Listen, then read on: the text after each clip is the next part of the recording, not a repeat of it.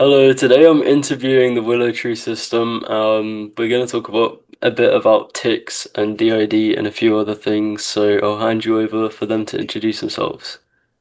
Hi, I'm Aubrey and I'm the host of the WillowTree system.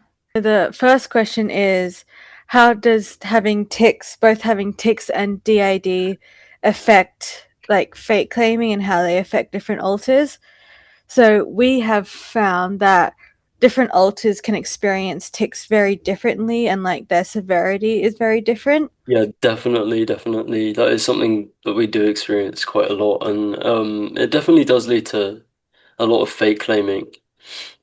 Yeah, especially like when you have one alter who has very like severe ticks and then another alter who may not like tick at all or very subtle ticks because Yeah. people seem to assume that ticks have to be like this big Yeah. outwardly thing.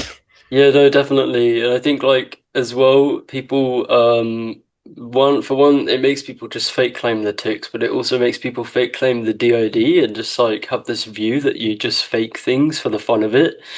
Because Yeah. like it can be so like harsh the transition from like no like very very small amount of unnoticeable ticks to like very big amount of ticks. So like I think people are like people find it hard to wrap their heads around like that just being able to happen. But I mean, with a lot of tic disorders anyway, I find this whole mindset really kind of dumb because, like, with a lot of tic disorders, they wax and wane throughout the day and like throughout weeks and months anyway. So, like, but yeah, Yeah.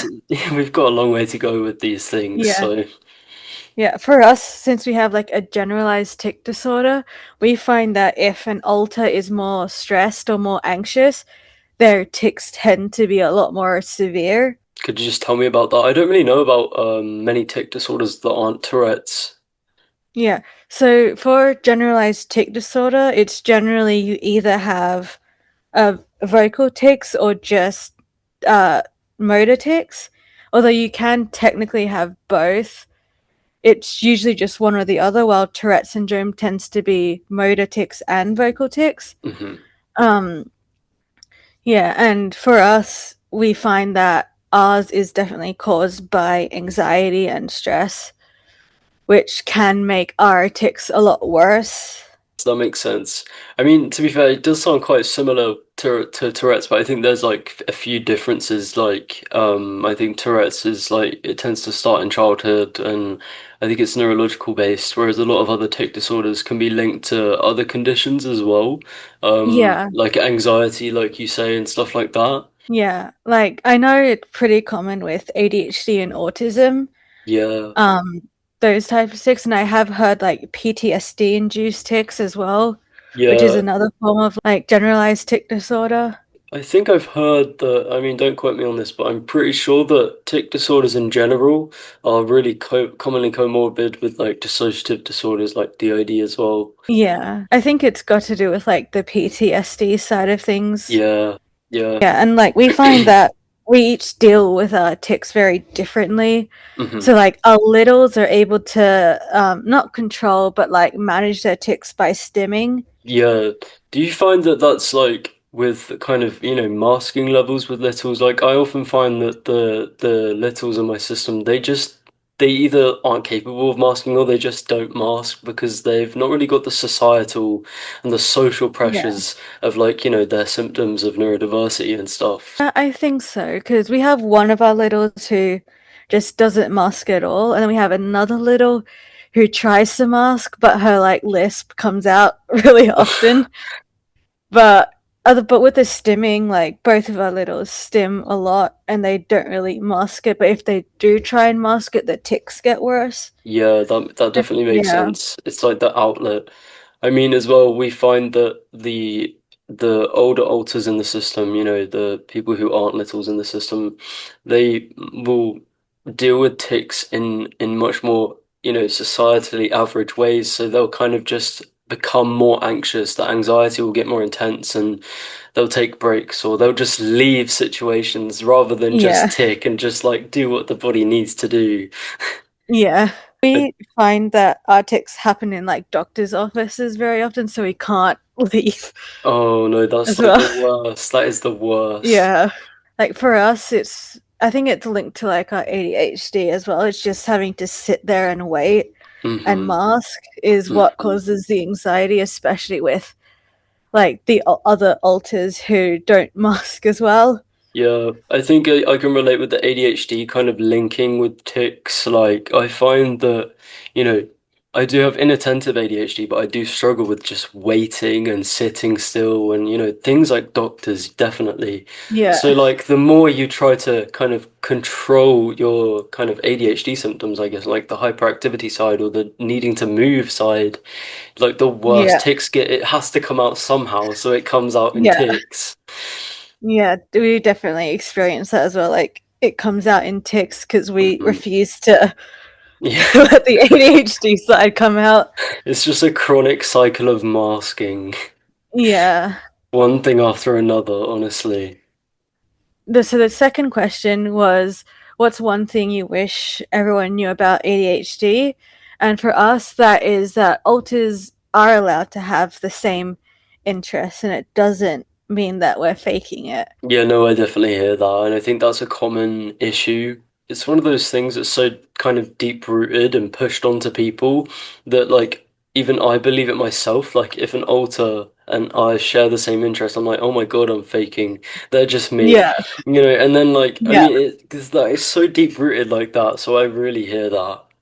yeah. And it's like you try to explain to people like siblings can have the same interest, or random people in the street can have same interests. So like alters can have same interests, but we Yeah. definitely like feel that with the denial. Do you find that hard to, unpick? I think a lot of the time there's like high levels of confusion and like blurring within DID anyway. But when you add the Yeah, societal views that everything has to be really pronounced and very flourished and obvious, it makes it even worse personally for individual people with DID. definitely. And I guess also is like how people with DID showed it can have different like levels of symptoms. Like we talked this Mhm. bit about in the with the tics, but like other some of our alters like can get more overwhelmed easily, while others don't. But then people be like, "You that can't happen. You'll have to like react the same way as well," which makes no sense, They especially can't when decide between we all have to be exactly. completely separate and we have to react the same as each other. It's insane. Yeah, we don't know how true this is, but for us, we some of us have different diagnoses than each other as well, which seems to Mhm. be heavily debated within the community and without the community. That's something that we also struggle to understand as well, because maybe, yeah, we technically might all have it, but Mhm. some of us experience it way more, and others may barely experience that symptom as well. I think that is a very highly debated topic, and I think it depends on what, like, you're speaking about, really. I think that it can Yeah, vary. Say if it's like I think, if it's like something like autism, for example, think about how anyone can sit on the yeah, autistic spectrum. Some people sit so low that they don't qualify for a diagnosis. Some people sit high enough to qualify for a diagnosis. I think that kind of thing can happen within DID systems too, which is why you can exactly. see Yeah, such a range of like symptom presentation. You could have one alter who goes out and is, no tics, one alter who goes out and is like crazy yeah, amount of tics. I think as well, trauma related conditions can be individual to alters. yeah, From what I understand and know, but I think when it's like yeah, something that is like physical in the body, then everyone has it, but symptoms can vary so widely. Like I've definitely seen people who have alters who are diagnosed with like bipolar, and it's just the alter that's diagnosed because it's just the yeah. alter that exhibits enough symptoms to fit the criteria. But yeah. Yeah, we're like that with BPD. We have like two or three alters who qualify for that diagnosis, even though the Hmm. rest of us may not. Yeah, yeah, definitely something I can relate to. How does being a system affect your social life? For us, it's a lot about masking, and since we've masked a lot of our friends haven't met or don't know that they've met our other alters. So sometimes it's really hard to like be out and trying to heavily mask Oh my while trying gosh. to communicate. Yeah. Do you ever get it where like it'll be like you have gone to see your friend, and then the previous time you've been, it was been a different altar, and then you're like, wait, I don't remember how I acted. They're gonna know something's different because it was someone else and it wasn't me, and then they just never Yeah, know. And they pop questions like, have I ever met any of your elders? I'm like, yeah, you've met like 30 of them, dude. yeah. Um, like we've like went like figure skating with like our friends, and we have one alter that always fronts at figure skating, hmm and that alter trying to mask as the host at the time host while trying to skate as well. Oh my God. Yeah, and then our friend like kept asking us like if we've switched or not because they know, but then we're still trying to mask it. Yeah, sometimes you just don't want to admit. It's like a little bit, I don't know, I feel always on the spot and like I feel panicked when someone actually wants me Yeah, to tell them if there's been a switch or something. yeah, Then, especially when you're like so used to heavily masking as well, and it's like yeah, you're not gonna notice the difference, and then you feel like and they're then they gonna accuse you do. of faking. Yeah, Yeah, honestly. It's always the most unexpected when people do actually notice though, because like I feel like as well when you have DID, you're worried about people noticing, but then you're forgetting like most of the people you're seeing are just people you're seeing like briefly, so they're not gonna yeah, notice. But then like friends start noticing and saying things like, "Hey, you're not the same person," and I'm just like, "Wait, yeah. it's Especially with like littles as well, like when oh we've my talked about gosh, they can't mask, and just having them front in public sometimes doesn't feel safe. definitely, Um, yeah, or just even alters that struggle a lot more with amnesia and they don't know where they are. yeah, yeah, We've had like struggles with that. that is definitely a struggle. It's where like it gets like kind of dangerous at times, and like this is why like it does need to be it is serious. It's like definitely that serious, you know, like when situations like littles fronting in unsafe or just unfamiliar places or alters who you know are more dissociated or are struggling with higher amnesia, it does get really scary for the overall system. Yeah. I feel like as well, I'm not sure if you relate, but like I feel like people kind of have an expectation that if you have DID, your system will automatically always protect itself, and like these things just won't happen because the disorder won't let it happen, but it does Yeah. happen. And then people don't acknowledge that, and they're just like, well, just get another alter to deal with it. And it's like, well, what if I can't? Yeah. Like for us, the only alters that we can trigger front are little alters or like really hyperactive alters hmm who and that's not really helpful in a situation where like those kinds of situations, you know. No, no, exactly. Like, I think, yeah, as well, this expectation on people to switch, like, on command is really stressful. I don't think people realize the dissociation stuff that comes with that, and that, Yeah. it sometimes isn't just as easy as saying, "Oh, okay, I'm just gonna switch now." So, like, Yeah. but I've had a lot of occasions where, like, a little was fronted at the wrong place, and someone has just said, "Oh, get an older alter out," and it's just been like, well, how? How exactly. How? Who do you think I'm gonna call? Like, oh, let me pick up the phone. Hey, hey, can an older older alter Yeah. come out right now? Like yeah. And then it feels like, and when you, and in the rare situations you can do it, sometimes it feels like, at least we feel like we're faking it as well. Just like, Oh my God, what do you yes, mean I can do this? yes, and as well, I feel like every time I force a switch, it does feel like you're faking, and it kind of it doesn't feel it's just not as natural. So it doesn't feel like you've Yeah, just transitioned into this alter. It kind of feels like you've become this alter slowly, and then like everything just doesn't feel right. You're really noticing accent changes, and like your body feels weird, and like it just doesn't feel comfortable to force a switch. definitely. Yeah. Also, I find that if you don't switch enough or you like have rapid switching, people will start questioning you as well. Yeah, there's no winning unless you look like the movie Split or something. Yeah, Then yeah, everyone's like, "Oh yeah, this is a definite case." But it's like it just doesn't present like that, and it presents so wildly different from person to person or like people to people, should I say? But yeah, yeah. I don't Or even know. just like alter to alter as well. Yeah, alter to alter, exactly. But I do think the like idea that especially like people who don't have DoD have of DoD is so it's such an expectation that gets forced onto people. It just makes things so difficult. Yeah. And just like with even just with like covert versus overt systems, even Mhm. within that, it's a spectrum. Like, for example, we thought we were pretty covert until our therapist was starting to point out different alters Yeah. fronting during sessions.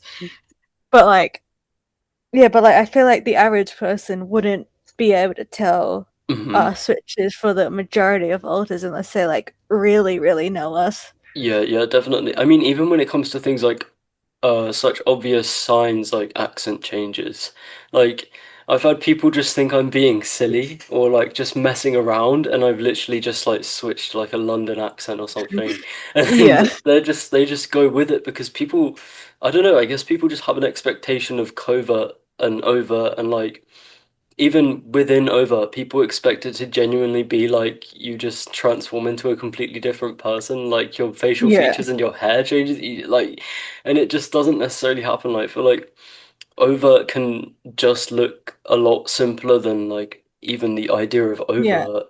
Yeah, sometimes it's just as like minor as body language as well. Yeah, and that is still like I think like what's the word like technically considered overt. Like if a therapist was to speak about covert versus overt, even these like what people deem small changes are deemed as an overt, Yeah. presentation. So What made us realize we were a system? It's kind of a long story because we started our journey off in Thailand before moving back to Australia.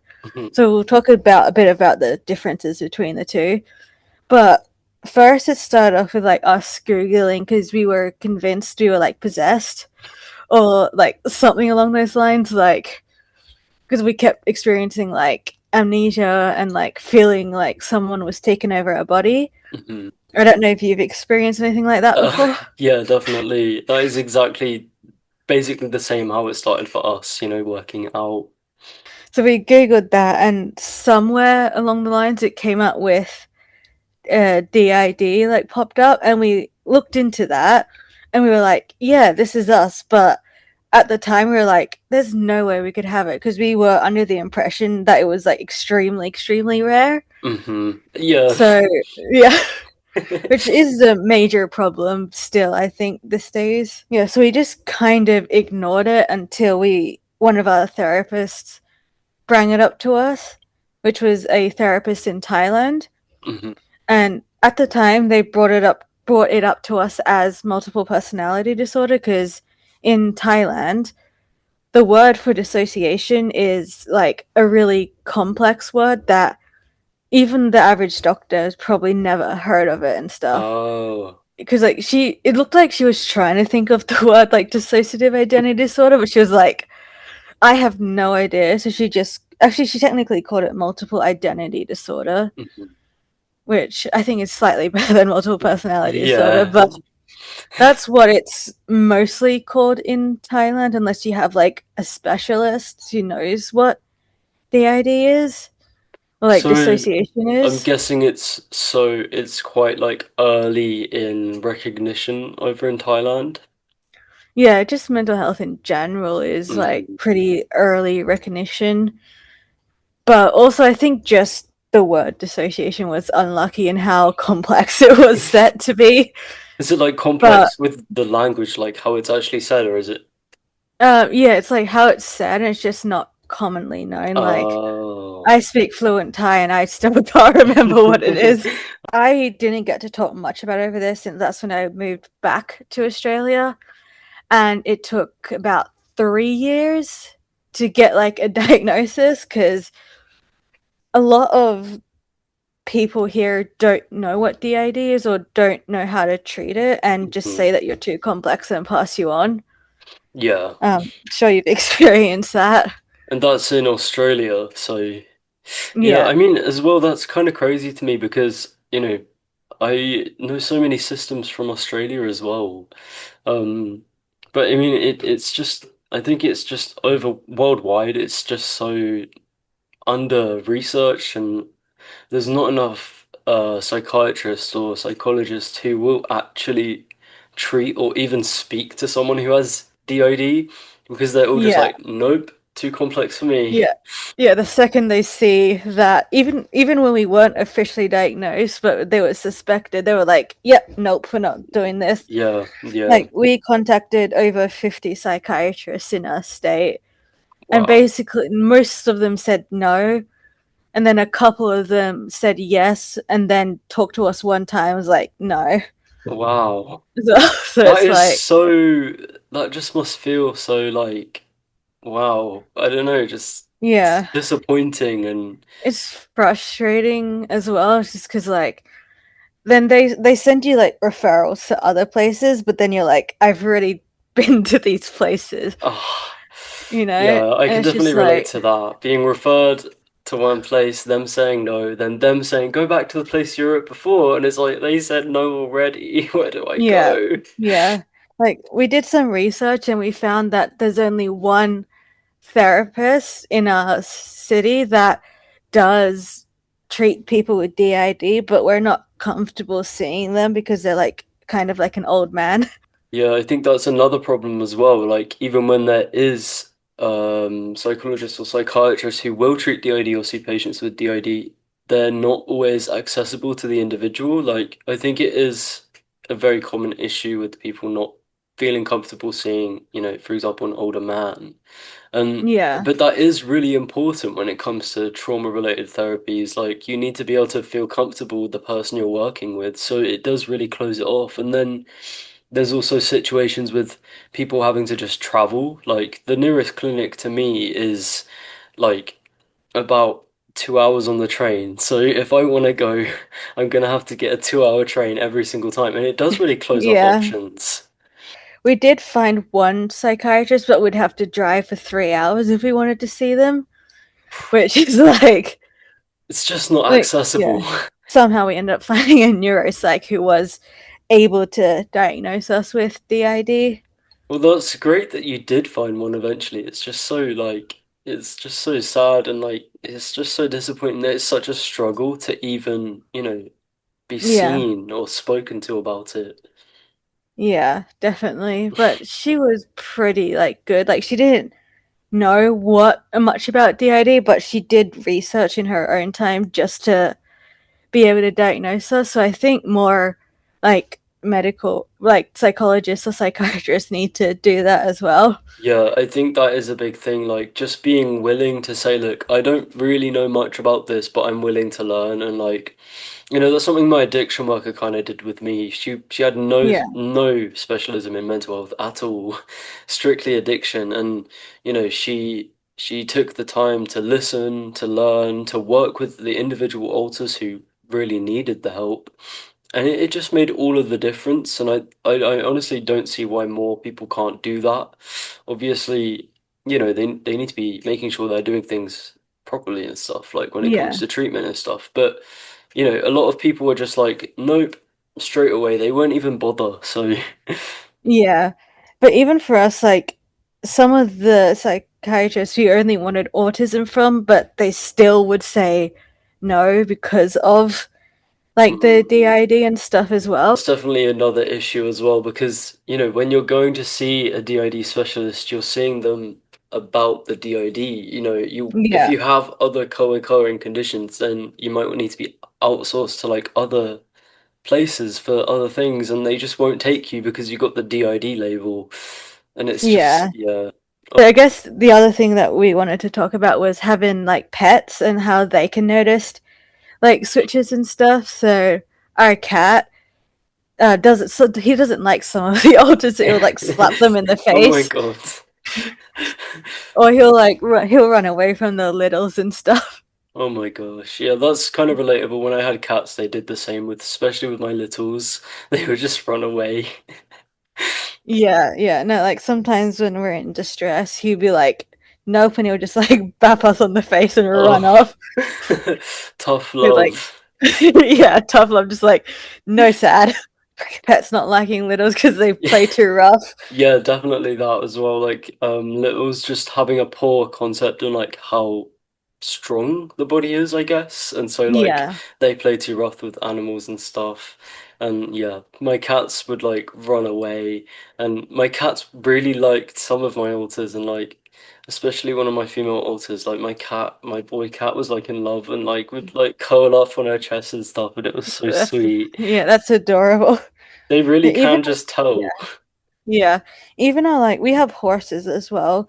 So our horses can definitely tell and if our little front's there, they're like really sweet to them Oh, that and is stuff so and like sweet. cuddle up and it's Honestly, really cute. I think like having animals in the face of like a lot of people who aren't understanding of DID and aren't safe for littles and stuff like that. Just having animals who are and do they non-verbally just display affection towards these alters. It's just so useful and like healing.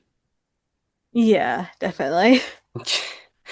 What would like one system like wish be slash dream job? And I think for us that would be working in aviation because a bunch of us have different interests in aviation, but like due to like the ticks and like the ID and stuff, because they're very, very strict on mental and physical health, it's not Uh, really possible for us. Like, yeah, one of our alters wants to learn to fly a plane, and the other alter wants to do aviation psychology, and another one wants to ah, do air crash investigation.